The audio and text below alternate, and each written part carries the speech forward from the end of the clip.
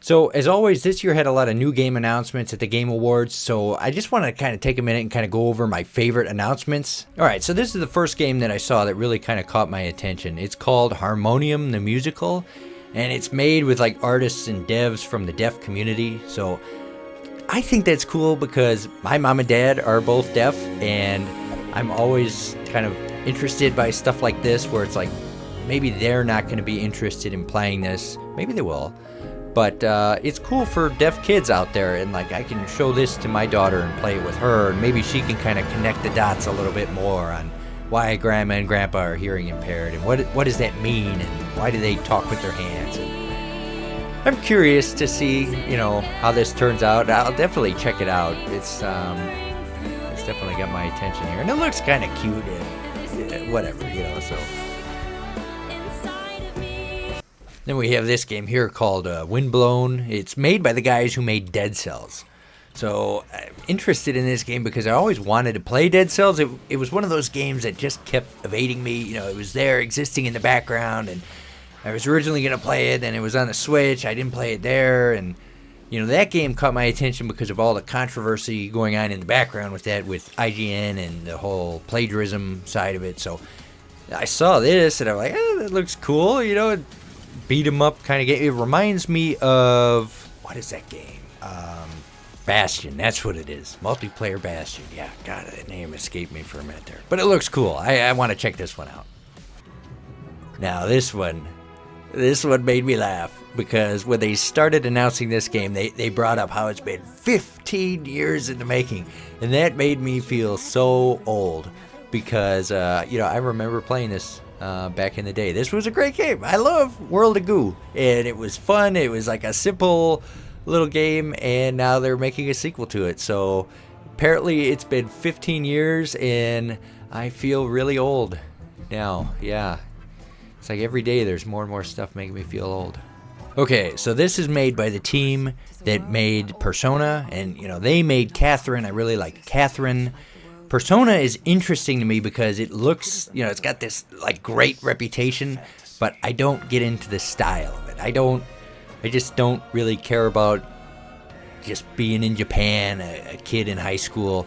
So when I saw this, I'm like, okay, Catherine was good. I really like Catherine. This is cool. This style is really up my alley. So I may be checking this one out more so than Persona 3, which I have later in this little trailer, but I can see myself playing this more than Persona 3 for sure.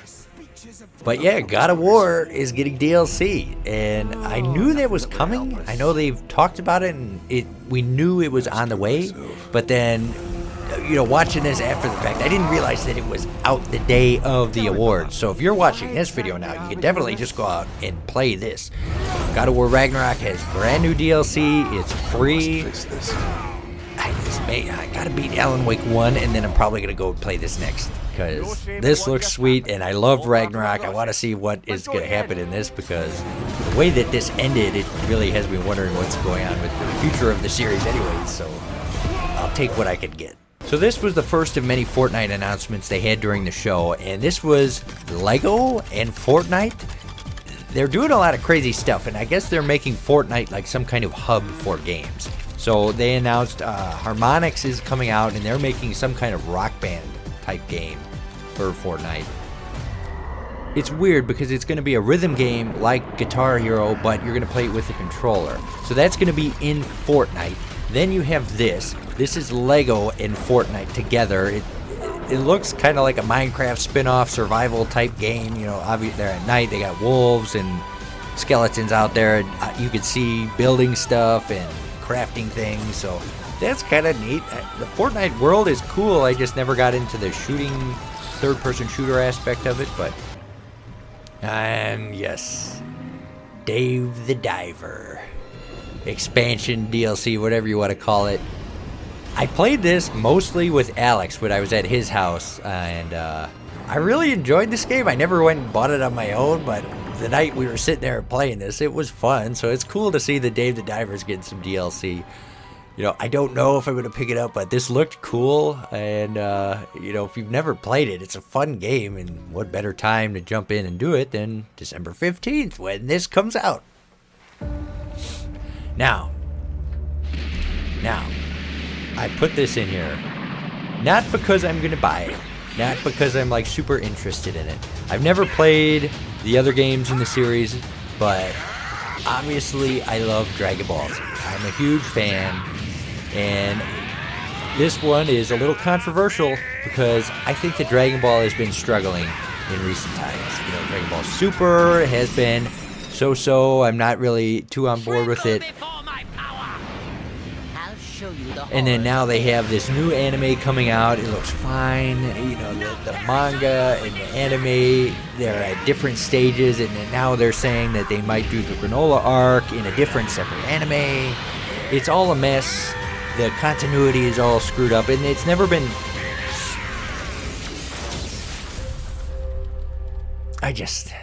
It just makes me so sad because Dragon Ball Z was so good, and they have just totally squandered the potential of this franchise, and they've muddled it so much. Tremble before my power. Dragon Ball Z I'll show you the horrors of hell. deserved better. It deserved a better sequel than GT. It deserved a better sequel than Super.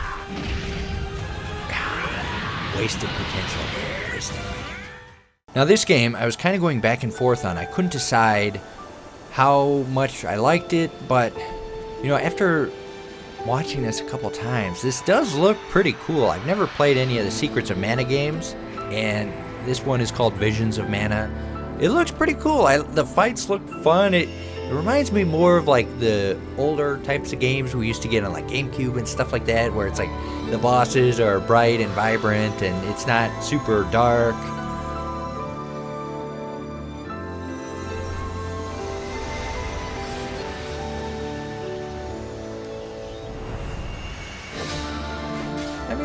This is a cute little guy. You know, you're exploring through the world. You got these little mushroom dudes fighting you.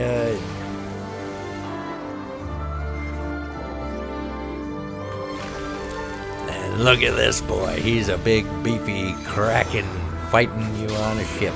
You know, it looks neat. So I'm going to keep my eyes on this one. Now, this is pretty sweet too. Now, I was a big fan of Rocket League. I played it a lot when I was in college. Great game. I loved the driving, but obviously that's like driving and soccer. Okay, this is Rocket Racing, and it's again another crossover with Fortnite, where you got the Fortnite llama and the Fortnite car and the Fortnite dude himself.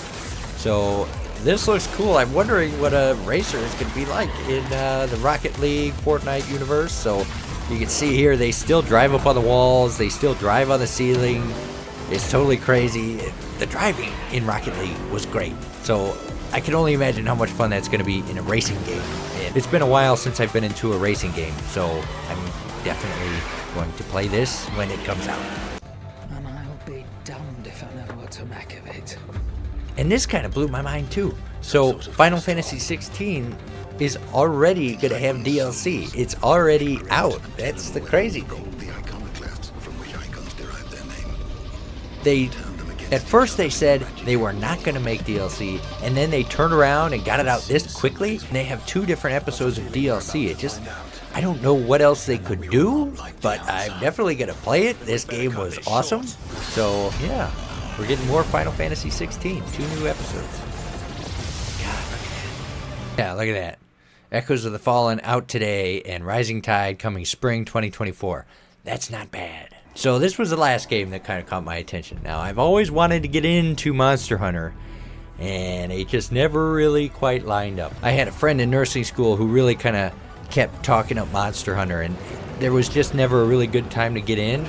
And I think this might be the game. You know, it's not coming out for a while. This is going to come out in 2025, so we do have some time to go until we can finally play this. But it looks good. I mean, look at this. God, I can only imagine what it'll look like on PS5. Maybe we'll have PS5 Pro by then. So those were my favorite games from this year's Game Awards. What were your favorites? Let me know down in the comments section below. I'd love to hear it. Is there anything I missed out on? Is there anything I should be paying more attention to? So yeah, I don't know. Let me know what you think down below. Until next time, I'll see you later. This video is brought to you by your support on Patreon. Visit patreon.com/GrouchyGus94 to help support the channel.